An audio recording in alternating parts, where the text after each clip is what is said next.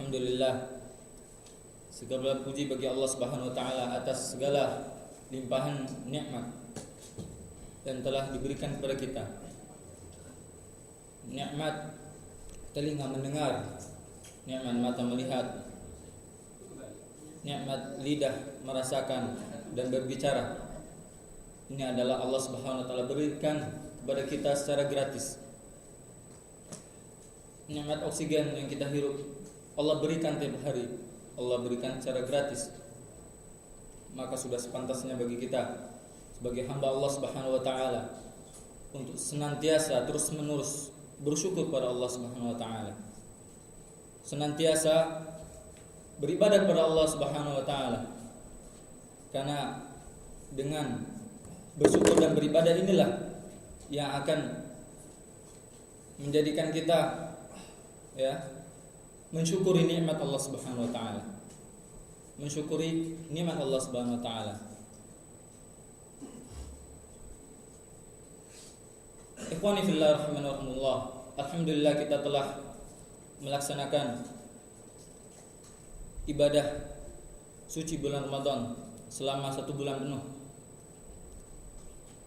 Dan sekarang kita masih berada di bulan Syawal, bulan setelah bulan Ramadan, dan begitu banyak faedah yang telah kita dapatkan 1 bulan penuh di bulan Ramadan. Allah Subhanahu wa taala memberikan karunia-Nya. Ini suatu yang luar biasa, ikhwah. Kenapa? Dengan adanya bulan Ramadan, maka antum perhatikan semua kaum muslimin semangat untuk beribadah. Dari bulan-bulan biasanya dia tidak mendatangi sholat jemaah di masjid. Coba antum perhatikan pada saat bulan suci Ramadan, berbondong-bondong menuju masjid. Pada saat di bulan yang lain sholat subuh cuman berapa? 1-2 shaf. Coba di bulan Ramadan sampai ke belakang penuh. Ini sholat subuh. Karena mungkin pas sahur juga ya. Tapi ini adalah suatu karunia dari Allah Subhanahu wa taala. Allah lipat gandakan segala kebaikan di bulan Ramadan, menjadikan manusia untuk bersemangat bersemangat melaksanakan kebajikan. Tidak hanya sholat berjamaah, tapi juga berpuasa. Nah, dengan puasa inilah yang menjadikan manusia itu cenderung membutuhkan Allah. Seorang itu kalau lapar, maka ini satu gemblengan dari Allah Subhanahu wa taala. Kalau merasakan lapar, merasakan susah, maka seorang itu akan semakin dekat kepada Allah Subhanahu wa taala. Seorang itu bila diberi ujian, cobaan, maka seorang itu pasti akan dekat kepada Allah Subhanahu wa taala, akan berdoa minta apa yang dia ujikan ini terlepas darinya. Ini adalah suatu gemblengan khusus dari Allah Subhanahu wa taala kepada kita semua selama 1 bulan penuh di bulan Ramadan, termasuk salat malam dan salat yang lainnya, yang sebagaimana telah dijanjikan oleh Allah dan Rasul-Nya dengan balasan-balasan yang berlipat ganda. Man shoma Ramadan imanan wa ihtisaban ghufira lahu ma taqaddama min dzambi. Barang siapa yang berpuasa 1 bulan penuh di bulan Ramadan, maka Allah akan hapus segala dosa yang telah lampau. Begitu juga salat malam, man qama Ramadan dan seterusnya. Maka ini adalah balasan gemblengan dari Allah Subhanahu wa taala 1 bulan penuh.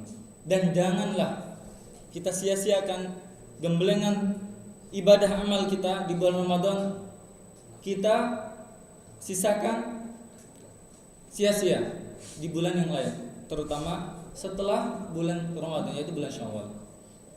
Maka sudah sepantasnya bagi kita untuk senantiasa menjaga, setidak-tidaknya menjaga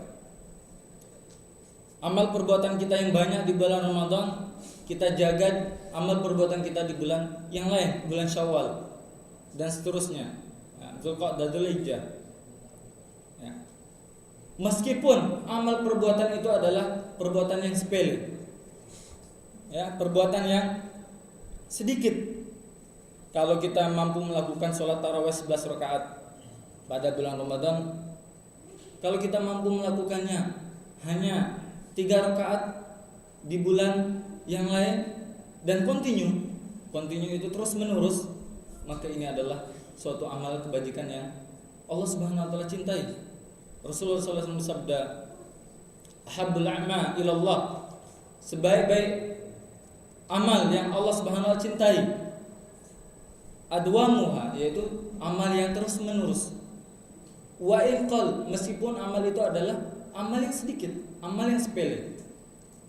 Maka jika kita membandingkan, seorang berkata, jika seorang melakukan sholat malam full habis isya sampai subuh, kemudian meninggalkan hari-hari yang lain, maka amal perbuatan ini adalah tidak lebih baik dibandingkan amal-amal perbuatan yang dia lakukan terus-menerus meskipun hanya 3 rakaat sehabis sholat isya. Hatta rakaatan wahidatan, 1 rakaat saja setelah sholat isya. Dia continue sholat witir 1 rakaat atau 3 rakaat, maka ini adalah lebih Allah Subhanahu wa taala cintai. Karena sholat witir adalah sholat yang di bawah sholat wajib, ya. Bahkan sebagian ulama mengatakan dia wajib, bukan fardu tapi wajib, ya. Jadi di atas sunnah muakkadah. Barang siapa yang seorang meninggalkan terus menerus sholat witir, maka kesaksiannya ditolak. Ini dikatakan oleh sebagian para ulama, ya. Seorang yang terus menerus meninggalkan sholat witir, maka kesaksiannya ditolak. Nah, ini sungguh luar biasa, ya, faedah atau keutamaan dari sholat witir. Makanya selama 1 bulan penuh kita digembleng untuk melaksanakan ibadah sholat malam, sholat witir secara berjamaah, dan mudah-mudahan kita tidak ketinggalan untuk melaksanakan setidak-tidaknya sholat witir, setidak-tidaknya 1 rakaat. Setelah sholat isya tidak masalah, karena sebagian salaf melakukan sholat witir pada isya kemudian tidur, kalau kebablasan ya sudah aman. Tapi kalau dia bangun, dia tambah sholat-sholat yang lain. Ya, ini adalah keutamaan ibadah yang sedikit tetapi dilakukan rutinitas, terus menerus, konsisten. Itu adalah salah satu dari gemblengan kita selama 1 bulan penuh di bulan Ramadan. Dan di bulan Syawal ini kita juga ada sunnah yang Rasulullah SAW berikan kepada kita. Rasulullah SAW bersabda, "Man shoma Ramadan," barang siapa yang berpuasa di bulan Ramadan, "summa atba'u sitta min Syawal," kemudian dia ikutkan puasa Ramadan ini dengan 6 hari puasa di bulan Syawal, "kasiyami dahr," maka dia seolah-olah berpuasa sepanjang masa. Ad-dahr yaitu sepanjang masa. Maka luar biasa, ikhwafillah. Setelah kita puasa 1 bulan penuh, kita ikutkan, ya, summa kita ikutkan 6 hari di bulan Syawal, kita seolah-olah berpuasa terus. Masuk ad-dahr di sini ditafsirkan di hadis yang lain. Rasulullah SAW bersabda,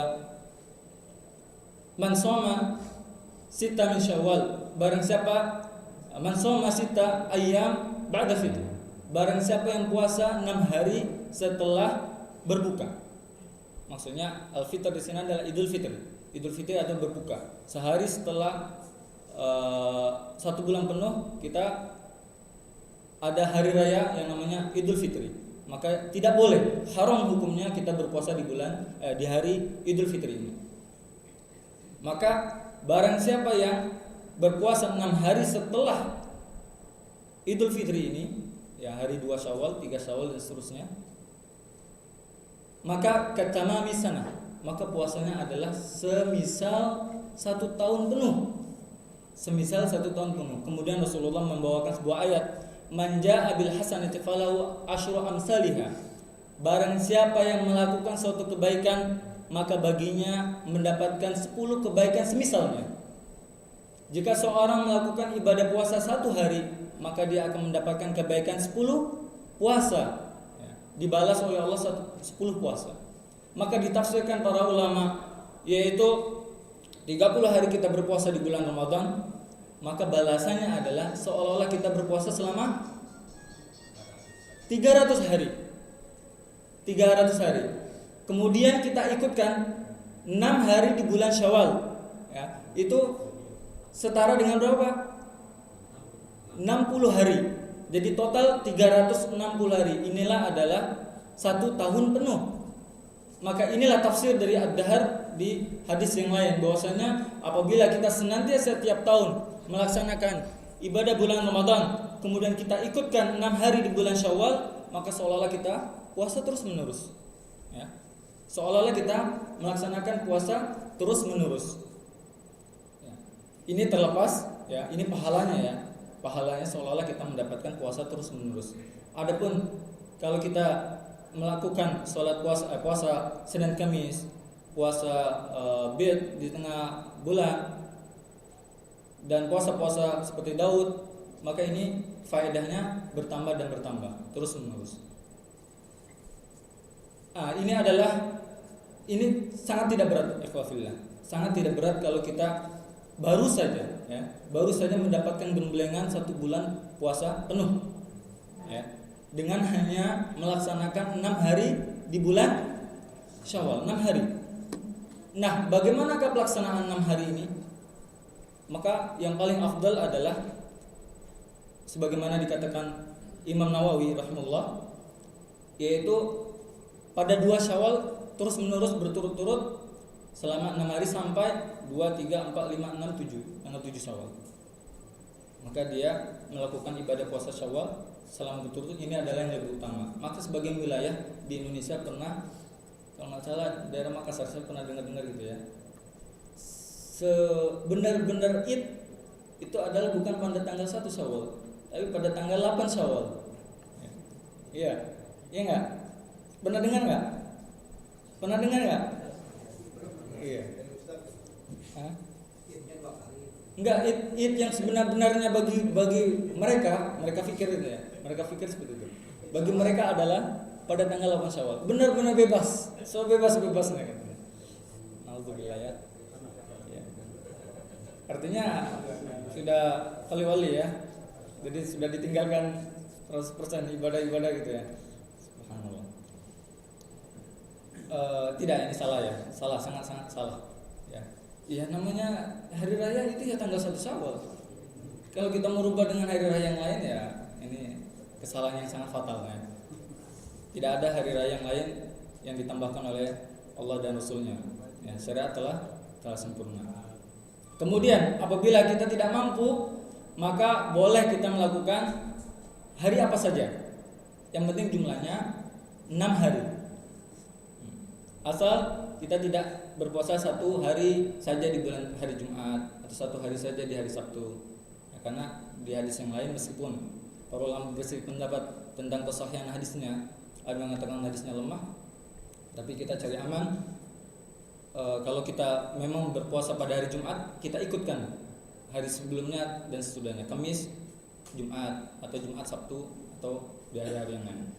Ya, kalau kita bisa ikutkan hari-hari yang lain. Yang penting adalah kita melakukan 6 hari di bulan Syawal. Nah, yang jadi masalah, bagaimana jika seorang itu tidak mendapatkan puasa 1 bulan di bulan Ramadan penuh? Dia mungkin kalau wanita dia dalam halangan selama 6 hari atau berapa hari, atau kalau kita yang laki-laki dalam keadaan safar melakukan ibadah umroh tidak mampu berpuasa, maka dia bolong 1 hari atau 2 hari. Maka para ulama berbeda pendapat. Apakah boleh mereka melakukan puasa Syawal sebelum mengqadha? Para ulama berbeda pendapat. Ada yang mengatakan boleh. Dalilnya adalah yaitu berpendapat pada hadis Aisyah, bahwasanya Aisyah baru bisa mengqadha puasa pada apa? Pada bulan Syawal, pada bulan sebelum Ramadan. Kenapa? Karena pada bulan itu Rasulullah disibukkan dengan banyaknya berpuasa. Jadi melayani suami sedikit berkurang karena berpuasa. Jadi persiapan makanan tidak butuh ekstra, ya. Jadi dia juga bisa ikut berpuasa. Pada bulan-bulan yang lain, maka tugas seorang istri melayani suami yang tidak berpuasa akan semakin berat. Nah, dalil ini para ulama menafsirkan bahwasanya Aisyah tentu saja ulama atau seorang sekelas Aisyah yang jauh di atas kita tidak mungkin meninggalkan puasa Syawal, ya, puasa 6 hari di bulan Syawal. Maka sudah tentu mendahulukan puasa Syawal dibanding puasa qada tidak mengapa. Tapi insya Allah berdasarkan pendapat yang lebih kuat, berdasarkan nas yang jelas, yaitu sebaiknya seorang itu mengqada terlebih dahulu. Kenapa? Karena sharih jelas di hadis bahwasanya man shoma Ramadan, barang siapa berpuasa di bulan Ramadan secara penuh, ya, penuh. Summa kemudian, nah ini tidak ada jeda, ya, kemudian summa atba'ahu, kemudian dia ikuti, ya. Maka jika seorang tidak penuh maka berpuasa bulan Syawal, maka dianggap puasa mutlak, puasa saja, puasa biasa, bukan puasa Syawal. Maka harus penuh siang puasanya Ramadan. Kalau dia belum penuh dikodok dulu, baru ditambah puasa Syawal. Ini dikuatkan oleh pendapat Syekh Utsaimin rahimahullah taala. Dan bagusnya kita mengambil pendapat yang kedua ini, ya, pendapat yang lebih hati-hati. Meskipun pendapat yang lain adalah juga kuat, ya. Ini adalah salah satu gemblengan dari kita beribadah di bulan Ramadan, agar kita senantiasa terus-menerus beribadah kepada Allah Subhanahu wa taala, ya. Sedikit tidak masalah kita melakukan ibadah amal perbuatan asal kita lakukan terus-menerus, ya. Kita melakukan sholat jemaah di masjid, ya, kita lakukan, jangan kita tinggalkan. Meskipun kita berat untuk melakukan sholat sunnah rawatib, yang penting adalah kita terus menjaga seminimal agar kita tidak jauh dari jomplang, ya, istilahnya, dari apa yang telah kita dapatkan di bulan suci Ramadan. Dan faedah terakhir yang perlu kita perhatikan, bahwasanya kita perlu meluruskan niat kita. Ikhwafillah, niat ini adalah sesuatu yang sangat penting, muhim jiddan, ya, penting sekali. Karena dengan niat seorang itu akan jauh dihukumi, ya. Amal perbuatan bisa diterima dan yang lainnya amal perbuatan bisa ditolak. Hanya dengan niat. Kita tidak bisa melihat zahir dari seseorang yang melakukan sama-sama beribadah, ya. Begitu beribadah, sholat khusyuk, ya, terlihat begitu, tapi beda jomplang sekali antara yang satu dengan yang lain karena dengan niatnya. Innamal a'malu binniyat. Sesungguhnya amal perbuatan itu tergantung niatnya. Hatta yakhufillah. Ini banyak manusia yang lalai, termasuk saya sendiri, ya.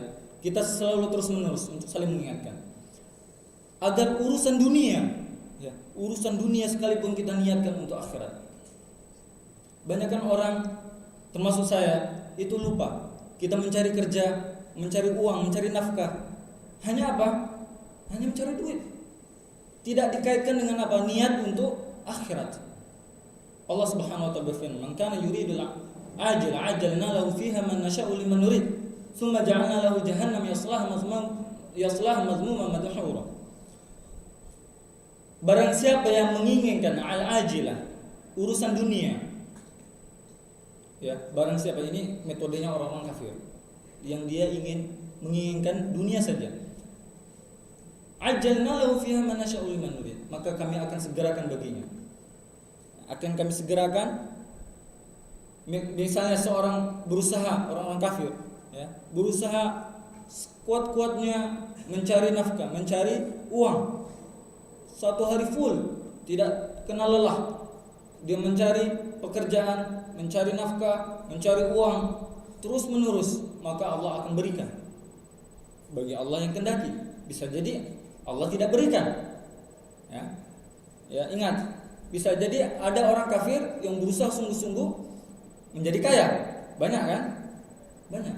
Ada juga orang kafir yang berusaha mati-matian banting tulang, yang kere juga ada. Banyak kan? Banyak contohnya. Apa balasannya? Balasnya apa? Ja'alna lahu jahannam, maka baginya di akhirat nanti adalah neraka jahannam. Yaslaha madhmuman madhura.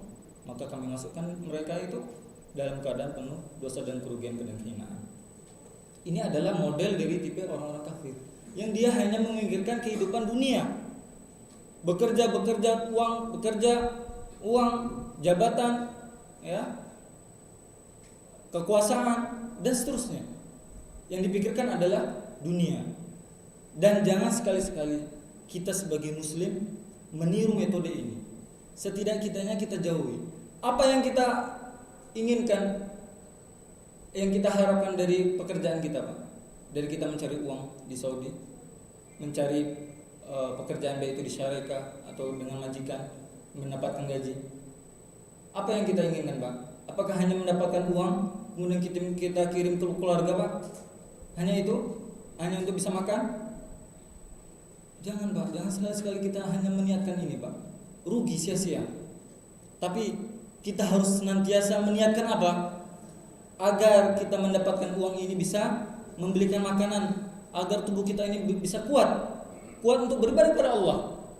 Ya, karena inti ibadah apa? Wa ma khalaqtul jinna wal insa illa liya'budun. Tidak aku ciptakan jin dan manusia kecuali beribadah kepada Allah. Maka kita membeli makanan dari hasil upah kita ini adalah agar kita bisa kuat beribadah.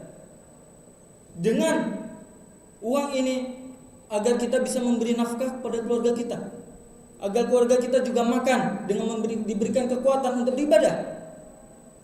Agar dengan uang ini kita nafkahkan anak kita untuk sekolah, agar mereka itu beribadah pada Allah, bukan sekolah untuk menjauhi Allah. Nah, ini niat sangat penting sekali. Dengan niat seperti ini, semua pekerjaan kita dinilai ibadah. Semua perbuatan kita dihukumi ibadah, mendapatkan balasan dari Allah Subhanahu wa taala. Dan dengan kita selalu mengingat-ingat seperti ini, Pak, kita selalu senantiasa akan melakukan amal perbuatan akhirat juga secara tidak langsung, Pak. Oh iya, saya ini di dunia hanya sementara, mikir. Saya mencari pekerjaan ini agar saya beribadah.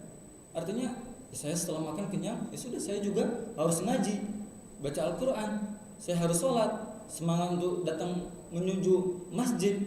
Ya, jadi yang di otak kita tidak hanya pikir uang, usaha bagaimana gaji tinggi, bagaimana mendekatkan majikan, tidak hanya itu, Pak.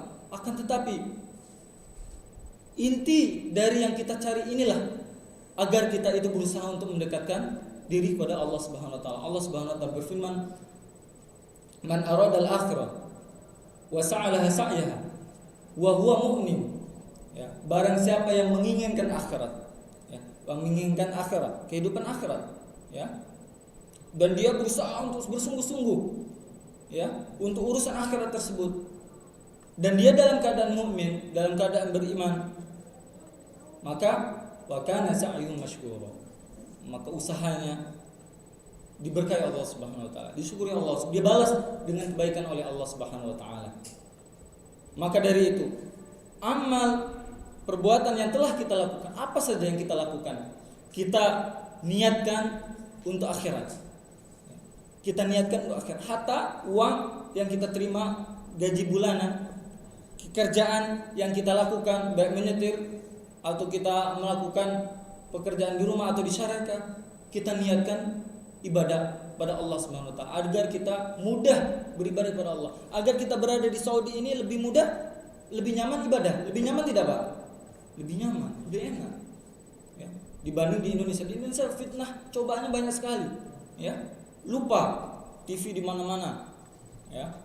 Coba orang buka aurat di mana-mana, ya, tanpa pakai jilbab di mana-mana, apalagi di kampus, ya, di mana-mana semuanya terbuka sebebas-bebasnya. Ini menjauhkan kita dari mengingat zikrullah. Coba kalau di sini, Pak, ya, semua tertutup, ya, acara TV ya lebih baik, ya, tinggal selektif juga. Kemudian apa? Setiap jalan-jalan besar, la tansa zikrullah, jangan lupa zikir pada Allah. Ada subhanallah, ya, ada zikir tulisan Alhamdulillah. Masya Allah, tabarakallah. Ini adalah suatu apa? Suatu zikir yang mengingatkan kita.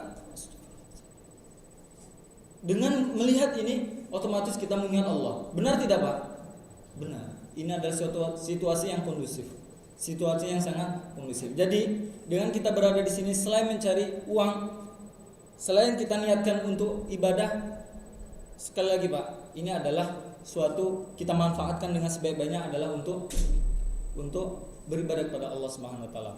Jangan lupa nasihat ini adalah nasihat untuk diri saya sendiri, ya. Yang tentu saja manusia itu penuh lalai, ya, penuh banyak kesalahan, banyak lupa, ya. Saya sendiri menyampaikan di sini tidak lain adalah untuk menasihati diri sendiri agar lebih semangat untuk amal ibadah, dan juga kita semua agar selalu memperbaiki, meluruskan niat kita, selalu untuk meniatkan kepada Allah Subhanahu wa taala. Mungkin ini saja yang bisa Anda sampaikan. Adapun untuk setengah jam berikutnya akan diisi oleh Ustaz Farid Fadillah. Subhanakallahumma wa bihamdika asyhadu an la ilaha illa anta astaghfiruka wa atubu ilaik. Assalamualaikum warahmatullahi wabarakatuh.